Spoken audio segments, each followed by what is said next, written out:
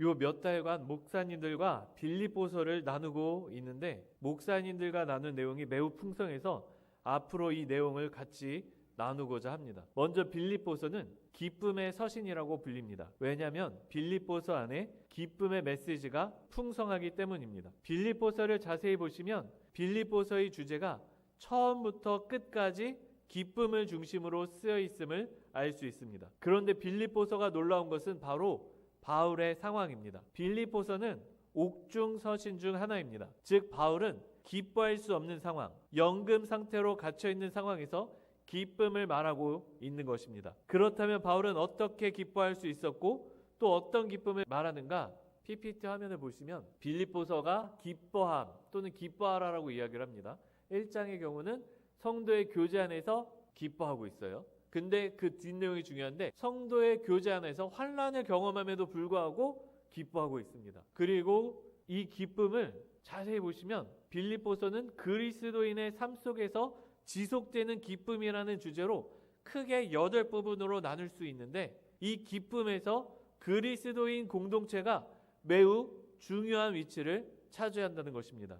하나님이 주신 동료 천국 시민들, 같은 소망을 품는 동역자들이 있을 때 우리는 기쁨을 누립니다. 그래서 우리의 신앙은 혼자만의 신앙이 아니라 함께의 신앙입니다. 세상에 이런 말이 있습니다. 인생에서 중요한 것은 어디로 가느냐가 아니라 누구와 함께 여행하는가다. 어디를 가느냐, 어디를 여행하느냐가 아니라 누구와 함께 하느냐가 중요합니다. 바울이 기뻐할 수 없는 상황에서도 기뻐할 수 있었던 것은 바로 이러한 믿음의 동역자들, 위로를 주는 사람들이 있었기 때문입니다. 그래서 조지 핀들레이는 빌립보서에 대해 이렇게 말합니다. 이 서신은 마음에서 우러난 편지요.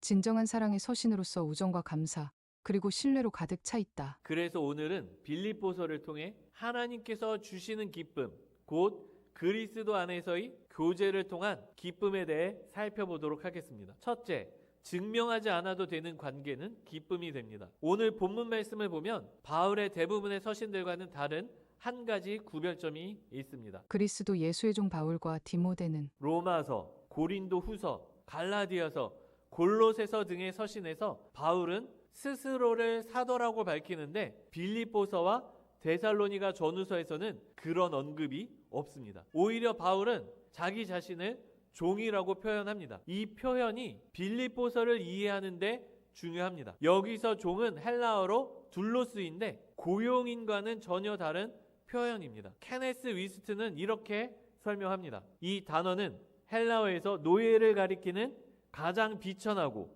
종속적인 표현이다. 이는 태어날 때부터 노예였던 자, 죽음만이 끊을 수 있는 사슬로 주인에게 묶인 자, 자기 이익을 무시하고 주인을 섬기는 자, 자신의 의지가 주인의 의지에 완전히 삼켜진 자를 의미한다. 바울은 여기서 스스로를 가장 비천하고 종속적인 표현으로 묘사한 것입니다. 보통 사람들은 자기 자신을 어떻게든 포장하려고 하고 증명하려고 하지 이렇게 비천한 말로 스스로를 깎아내리지 않습니다. 그렇다면 도대체 어떻게 바울은 빌립보서에서 스스로를 사도가 아니라 종이라 부를 수 있었을까? 잭 아놀드는 다음과 같이 말합니다. 바울이 대부분의 서신에서 자신을 사도라고 부르는 것과 달리 빌립보서에서는 자신을 종으로 부른 점은 매우 흥미롭다. 빌립보 교회에서는 그의 사도적 권위가 도전받고 있지 않았기 때문에 그는 굳이 자신의 지위를 내세울 필요가 없었다. 이것이 가능했던 이유는 바울이 대단해서가 아니라 빌립보 성도들이 바울의 리더십을 인정했기 때문입니다. 바울은 빌립보 성도들에게 자신의 리더십과 권위를 증명할 필요가 없었습니다. 이때 바울과 빌립보 교회 성도들 사이에는 참된 교제와 기쁨이 있었습니다. 리더십을 검증할 필요도 분명히 있지만 한국 교회를 보면 이것이 해가 될 때가 참 많습니다. 먼저 교회의 사역자들이 필요 없는 일에 시간과 노력을 쏟게 됩니다. 예를 들어 옛날에는 신령한 목사는 목소리가 걸걸하다는 이상한 인식이 있었습니다. 목소리가 걸걸해야 성도들이 목사의 권위를 알아주었기 때문에 실제로 많은 신학생들이 말씀과 복음보다 걸걸한 목소리 만드는 것과 같은 부차적인 것에 신경을 쓰기도 했습니다. 어떻게 하면 목소리가 걸걸해질 수 있는지를 공유하기도 했어요. 그렇게 해야 성도들이 인정해 준다고 그런 목소리 만드느라 시간을 허비하는 사람들이 있었습니다. 무엇보다도 오늘날 한국 교회에서는 목사의 리더십을 증명하려다 교회를 사업장으로 바꾸어 버리곤 합니다. 특히 담임 목회자나 부서 담당 교육자가 바뀔 때 이런 일이 일어납니다. 사역자가 바뀌면 성도들은 사역자가 리더십을 증명해 주기를 바랍니다. 그런데 문제는 보통 그 증명 방법이 숫자에 달려 있다는 점이에요. 교회의 성도 수나 주일학교 학생 숫자가 늘어나야 능력 있는 사역자로 인정해 주는 것입니다. 만약에 숫자가 늘지 않으면 실력 없는 사역자, 능력 없는 사역자로 생각하게 됩니다. 한번 그런 인식을 가지게 되면 사역자는 아무것도 할 수 없게 됩니다. 결국 많은 교회에서 사역자들은 복음이나 제자 훈련이 아니라 교인 숫자 늘리는데 혈안이 될 수밖에 없습니다. 이렇게 교회 안에 마케팅과 경영학이 들어오게 되었다는 것입니다. 그런 교회 성도들과 대화를 해보면 교회 시스템이 자기를 교회의 부품으로 만드는 것 같다고, 교회에서 지치기만 하고 영혼의 갈급함은 체험을 받을 수 없다라고 성도들이 고백한다는 거예요. 교회를 이끄는 것이 성령이어야 하는데 세상 방법이 들어오게 된 것입니다. 세상의 방법이 들어오면 교회 안에 성령은 소멸해버리고 맙니다. 그래서 오늘날 많은 대형교회들이 예배를 마치면 오늘 몇 명 나왔는지 숫자 세고 보고하느라 바쁩니다. 많은 사역자들의 고민이 이 지점입니다. 교육자들이 진단했을 때 지금 이 교회, 이 부서에 필요한 것은 훈련인데 훈련을 시작도 하지 못한다는 것입니다. 왜냐하면 훈련은 성도들이 싫어하는 것이기 때문에 사역자들은 필요한 사역이 아니라 사역자가 인정받는 사역을 해야만 하도록 압력을 받는다는 것입니다. 사역자에게도 시간이 정해져 있고 노력할 수 있는 힘이 다 정해져 있어요. 그런데 이 성도들에게 필요한 것은 훈련인데 훈련을 준비할 수 있는 시간과 노력을 확보하지 못하는 거예요. 다른 일 하느라 바빠서. 제가 한 번은 그런 일을 경험한 적이 있습니다. 제가 초등부 사역자였을 때 청년부에서 설교 부탁을 받아가지고 초등부 설교를 가지고 그대로 청년부에서 설교를 했습니다. 그때 청년들이 너무 좋아했어요. 너무 좋았다고 다들 저에게 와가지고 은혜 받았다 막 어쩌고 저쩌고 이야기를 하는 거예요. 근데 저는 그 청년부 목사님을 잘 알고 있었거든요. 왜냐하면 그 교회에서 사역하기 전에 호주에서 미리 알고 있었던 분이었는데 그 교회에 들어갔더니 그 목사님이 계셨던 거예요. 제가 이 목사님 설교를 좋아해가지고 목사님 설교 잘하신다 이러고 있었는데 그 교회 청년들은 그 목사님의 설교에 크게 감명을 받지 못하는 거예요. 그래서 이상해서 그 목사님과 이야기를 한 적이 있습니다. 목사님, 도대체 이게 무슨 일입니까? 왜 이러는 걸까요? 근데 저희들이 이야기하다가 나온 결론은 이거였어요. 지금 이 청년들이 받아야 하고 먹어야 하는 설교는 이 수준의 설교인데 그 수준의 설교는 청년들에게 힘든 거예요. 소화를 시켜야 돼요. 씹어야 돼요. 자기의 삶을 변화시켜야 되는 거예요. 그런데 초등부 설교는 이미 다 알고 있는 내용이에요. 너무 쉬운 내용이에요. 그러니까 아무런 생각을 할 필요가 없어요. 그냥 받아들이기만 하면 돼요. 아무런 스트레스를 받지 않아요. 그러니까 그냥 은혜만 되는 거예요. 그래서 목사들의 설교가 성도들에게 필요한 것을 먹이는 것이 아니라 성도들에게 인정받는 설교를 하게 되고 있다고 이 목사님과 제가 한탄했었던 기억이 납니다. 한국 교회가 그런 식으로 바뀌는 거예요. 왜냐하면 성도는 하나님의 말씀을 받아야 하는데 말씀을 주는 그 목사를 판단하고 있으니까 이 목사는 능력을 증명하기 위해서 설교를 필요한 말씀이 아니라 인정받을 말씀을 주고 있었던 거예요. 그런데 오늘 본문의 바울을 보면 바울도 마찬가지였습니다. 리더십의 도전을 받고 사도권을 증명해야 했을 때 바울은 이것을 증명하느라 많은 시간과 노력을 쏟아야 했습니다. 그러나 빌립보 교회에서처럼 더 이상 리더십을 증명할 필요가 없을 때 바울은 섬김의 자리에서 참된 지도력을 발휘할 수 있었습니다. 잭 아놀드는 이렇게 말합니다. 바울이 대부분의 서신에서 자신을 사도라고 부르는 것과 달리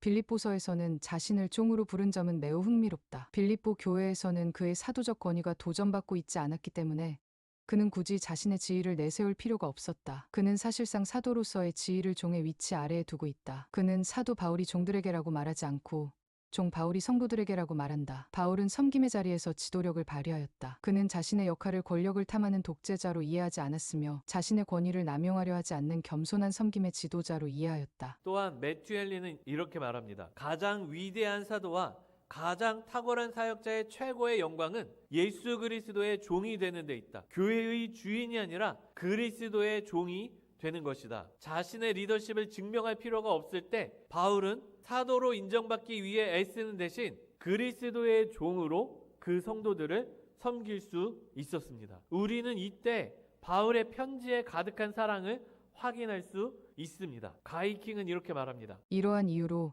여기에서는 바울이 자신의 사도직을 굳이 전면에 내세울 필요가 없음을 우리는 느끼게 된다. 그러므로 그의 서두 인사는 부적절하지 않게도 사랑의 인사설러다머라고 불릴 수 있다. 이 서신 전체는 사랑으로 가득 차 있으며 그 편지를 쓴 그의 마음 또한 사랑으로 충만해 있음을 발견하게 될 것이다. 지금 가이킹이 말하는 것은 무엇이냐면 이 빌립보서 1장 1절 2절은 사랑의 인사라고 불릴 수 있으며 빌립보서 전체는 사랑으로 가득 차 있다는 것입니다. 바울이 굳이 자신의 리더십을 증명하지 않아도 될 때 풍성한 사랑을 빌립보 교회 성도들에게 전달할 수 있는 거예요. 그런데 이것은 비단 목회자만의 문제가 아닙니다. 소그룹을 보면 행복한 리더, 행복한 소그룹은 리더와 그룹원이 서로를 존중하고 서로의 권위를 세워줄 때 나타납니다. 그리고 올바른 리더십과 성령이 이끄는 사역도 이때서야 비로소 시작할 수 있게 됩니다. 한 번은 이런 이야기를 들은 적이 있습니다. 어떤 성도가 젊어서 그림을 전공했다가 자녀들이 다 자라고 나서 다시 그림을 공부하고 싶어져서 그림학원에 찾아갔습니다. 근데 그림을 전공했다 보니까 그림을 배우는 학생들 중에서 자기 실력이 드러날 수밖에 없는 거예요. 그런 상황에 다른 학생들이 선생님에게 계속 묻기 그러니까 자기에게 질문을 하기 시작했다는 거예요. 왜냐면 선생님이 오면은 선생님이 이거 잘못됐다 저거 잘못됐다 라고 이제 지적을 할 수밖에 없잖아요. 근데 자기는 같은 학생이니까 자연스럽게 쉽게 물어볼 수 있었던 거예요. 근데 이 선생님이 그 모습을 보고 이 학생을 견제하기 시작했어요. 어떻게 견제를 했냐면 자기 그림을 트집 잡기 시작했다고 합니다. 그러니까 자기가 나름 그림 잘 그린다고 생각을 하고 있는데 뭐 그릴 때마다 선생님이 이거는 이게 잘못됐네 저게 잘못됐네라고 트집을 잡기 시작했다는 거예요. 그때 이 성도님이 너무 힘들었다고 이야기를 합니다. 학생들 앞에서 자기 리더십을 세우기 위해 학생의 실력을 트집 잡을 때 이 학생은 견디기 어려웠다는 거예요. 반대로 교회 소그룹 리더들과 대화를 하다 보면 리더들이 힘들어하는 유형의 사람들이 있습니다. 그 중에서도 본의건 아니건 상관없이 리더의 권위를 침해하는 네 종류의 사람이 있습니다. 먼저 지나치게 말이 많은 사람입니다. 성경 공부를 하고 있는데 이 사람은 항상 본인 이야기로 시간을 채우고 다른 사람의 말을 자꾸 끊습니다. 모임 중에 다른 사람은 들러리로 만들고 자기 혼자 이야기하는 사람입니다. 그러면 리더는 모임을 이끌어가기 어려워집니다. 이 사람은 일부러 리더십을 해치려고 하는 건 아니에요. 리더의 권위를 일부러 공격하는 것은 아니지만 결국 리더의 리더십을 해침으로 말미암아 모임이 이상하게 흘러가게 만듭니다. 다음은 논쟁적인 사람입니다. 리더가 이야기를 시작할 때마다 다른 의견을 제시하고 대화에서 이기는 것에 집착합니다. 이런 사람들은 기도 제목 나눌 때조차도 리더를 비판하고 리더의 권위를 공격합니다. 이런 사람이 있을 때 많은 리더가 울면서 못하겠다고 말합니다. 교회에서 실제로 일어나는 일이에요. 교회에 리더가 없어가지고 어떻게 겨우 한 사람 찾아가지고 리더 좀 맡겼더니 갑자기 몇 주 있다가 너무 힘들어서 못하겠다고 울면서 찾아옵니다. 왜 이렇게 힘드냐 그러면 자꾸 자기를 공격한다는 거예요. 그리고 지배적인 사람도 있습니다. 이 사람은 자기가 리더가 아닌데 리더를 대신해 모임을 이끌려 하거나 방향을 계속 주도하려 합니다. 리더는 허수아비로 만들고 자기가 하고 싶은 대로 모임을 이끌어갑니다. 마지막으로 지식 과시형이 있습니다. 이 사람들은 대화 주제가 바뀔 때마다 성경 지식과 교리로 사람들을 압도하고 다른 의견을 쉽게 정죄합니다.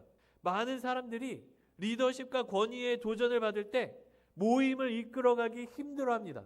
그러면 모임 시간이 리더십 증명하는 시간이 되거나 산으로 가기 일수입니다. 성경 공부 시간이 사담이 되거나 감정 상하는 시간으로 끝나고 말게 됩니다. 하지만 리더와 그룹원이 서로를 존중할 때 리더는 그리스도의 종이라는 바른 정체성을 가지고 섬김을 보여줄 수 있습니다. 그러니까 서로 존중해야 서로 상처받지 않고 성경 공부가 제대로 된 성경 공부로 흘러갈 수 있다는 거예요. 둘째, 바울은 성도들에게 편지를 썼습니다. 이게 중요한 내용이라서 시간이 많이 갔기 때문에 이 내용은 다음 주에 하고 바로 세 번째로 들어가도록 하겠습니다. 은혜와 평강이 기쁨의 관계로 이끕니다. 마지막으로 바울은 빌립보 교회를 향해 이렇게 축복합니다. 하나님 우리 아버지와 주 예수 그리스도로부터 은혜와 평강이 너희에게 있을지어다. 이 인사는 단순히 관용적인 표현이 아니라 성도의 삶을 지탱하는 가장 본질적인 원리를 담고 있습니다. 바울이 살던 헬라 세계에서 일반적인 편지 인사말은 카이레인, 곧 기뻐하라, 무난한다라는 말이었습니다. 상대의 안녕과 기쁨을 바라는 세속적 인사였습니다. 그런데 바울은 이 단어를 사용하지 않고 발음은 비슷하지만 의미는 전혀 다른 단어 카리스, 곧 은혜로 인사를 시작합니다. 바울이 의도적으로 세상의 인사말을 복음의 언어로 바꾼 것입니다. 참된 기쁨은 환경에서 나오지 않고 하나님의 은혜에서 나온다는 사실을 선언한 것입니다. 세상은 형편이 좋아야 기뻐할 수 있다고 말하지만 오늘 바울은 갇힌 상황에서도 은혜를 말합니다. 이유는 분명합니다. 기쁨의 근원은 상황이 아니라 값없이 주시는 하나님의 호의, 곧 은혜이기 때문입니다. 그래서 빌립보서 전체에 흐르는 이 기쁨은 가벼운 감정이 아니라 은혜에 뿌리 내린 기쁨입니다. 은혜를 아는 사람만이 환경을 넘어서는 기쁨을 누릴 수 있습니다. 성경에 보면 은혜와 평강이라는 표현은 신약에 11회 등장합니다. 어떤 경우에는 긍휼이 추가되기도 하지만 순서는 바뀌지 않습니다. 은혜가 먼저 나오고 그 다음에야 비로소 평강이 나옵니다. 왜냐하면 은혜가 없이는 평강이 있을 수 없기 때문입니다. 그래서 레이먼 스트라우스는 이렇게 말합니다. 은혜는 우리에게 나타난 하나님의 자격 없는 호의이며 평강은 그 은혜의 결과입니다. 은혜는 샘 근원이고 평강은 그로부터 흘러나오는 신혜입니다. 하나님이 먼저 우리를 향해 은혜를 베푸시지 않았다면 우리는 결코 하나님과 화목할 수 없었으며 참된 평안에 이를 수 없었습니다. 자기 행위, 자기 의, 자기 노력으로는 이 평강에 이를 수 없습니다. 은혜가 먼저 임할 때 그때만 환경과 상황을 초월하는 평강이 우리 삶에 찾아옵니다. 그러므로 참된 평강은 성취의 결과가 아니라 선물의 결과입니다. 이 순서를 바꾸는 순간 신앙은 은혜의 종교가 아니라 공로의 종교가 됩니다. 이 평강은 세 가지 차원으로 나타납니다. 먼저 하나님과 화목하게 되는 평강입니다. 그리고 고난 가운데서도 흔들리지 않는 내면의 평강입니다. 마지막으로 공동체 안에 흐르는 평강입니다. 빌립보서가 기쁨의 서신이 될 수 있었던 비결이 여기 있습니다. 감옥에 갇힌 바울이 평안할 수 있었던 것은 상황이 개선되어서가 아니라 은혜의 원천이신 주님으로부터 끊임없이 공급되는 평강이 그의 심령을 붙들고 있었기 때문입니다. 그래서 은혜를 아는 사람만이 환경을 넘어서는 기쁨을 누릴 수 있습니다. 우리도 마찬가지입니다. 하나님의 은혜가 우리 안에 가득할 때 우리는 하나님과 화평하고 내면이 평안하며 공동체의 평안을 위해 화평케 하는 축복의 통로가 될 수 있습니다. 그래서 스펄전은 이렇게 말합니다. 복된 사람들은 복을 흩뿌립니다. 하나님의 축복이 우리 위에 머물 때 우리는 다른 이들에게 축복을 쏟아붓게 됩니다. 여기 계시는 성도님들 또한 하나님으로부터 받은 은혜로 화평케 하는 자와 축복의 통로가 되실 수 있기를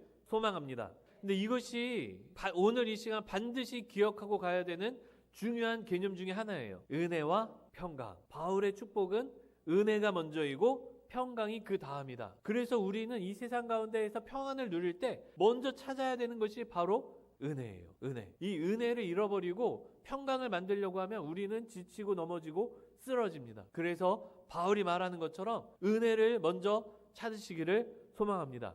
그리고 우리 안에 은혜가 있을 때 그때 우리는 하나님이 주시는 이 은혜를 가지고 이 세상에 가지고 나갈 수 있어요. 그때 우리는 은혜를 나누는 축복의 통로가 될 수 있습니다. 말씀을 정리하겠습니다. 바울은 자신을 사도가 아닌 그리스도의 종이라고 불렀습니다. 리더십의 권위를 증명할 필요가 없는 빌립보 교회와의 친밀한 신뢰관계 덕분에 바울은 낮은 자리에서 사랑으로 성도들을 섬길 수 있었습니다. 우리 역시 서로를 존중하며 세워줄 때 공동체 안에 참된 기쁨이 머물게 됩니다. 그리고 셋째, 바울은 은혜와 평강이 있을지어다라고 축복합니다. 자격 없는 우리에게 주시는 하나님의 은혜가 먼저 임할 때 비로소 상황을 압도하는 평강이 찾아옵니다. 이 하늘의 평강이 우리 심령과 공동체 안에 흐를 때 우리는 어떤 형편에서도 끊어지지 않는 참된 기쁨을 누리게 될 것입니다. 이번 한 주간 이 은혜와 평강을 누리며